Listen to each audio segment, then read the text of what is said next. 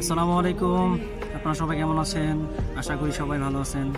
আলহামদুলিল্লাহ, আমিও ভালো আছি। আর আজকে একটু বেশি খুশি আমি এই কারণে যে কিছুদিন আগে আমাকে বলে দিয়েছিলাম আমার জন্য কিছু সামান পাঠানোর জন্য। আমার আবার এই গরুর মাংস, তারপর ধরেন বিভিন্ন ফল, এগুলো পছন্দ না। আমার একটু শুকনো জাতীয় খাবার পছন্দ।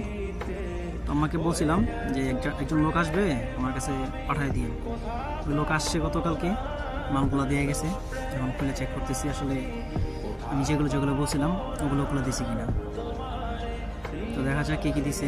প্রথমে বার করলাম একটা টি শার্ট, পরে হচ্ছে এটা সিমের বিচি, দেন তারপর হচ্ছে গিয়ে সম্ভবত এটা ওষুধের একটা প্যাকেট, এটা পরে খুলতেছি। দেখা যাক আর কি দিছে।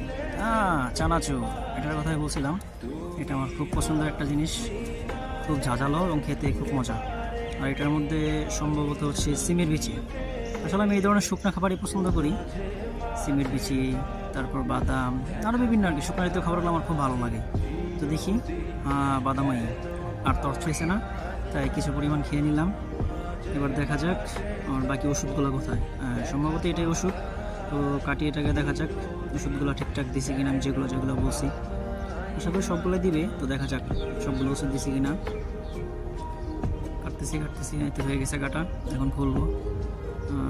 অলমোস্ট খোলা শেষ। দেখি ওষুধগুলো প্রথমে ঢাললাম।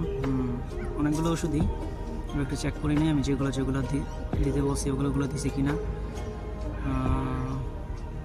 চেক করতে করতে দেখলাম যে মোটামুটি আসলে যেগুলো বলছিলাম সবগুলো দিছে।